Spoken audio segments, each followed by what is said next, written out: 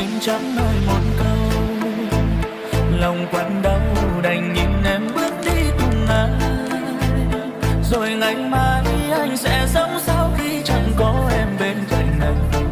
Ngậm ngùi anh đây chỉ biết lùi về phía sau, luôn dõi theo từng nụ cười ấm áp của em. Ngày hôm qua nụ cười ấy vẫn đang còn đây, giờ vụn bay chỉ còn những cơn say tự trách sao quá nhiều lần. Chẳng lẽ không thể ngoại lệ được sao?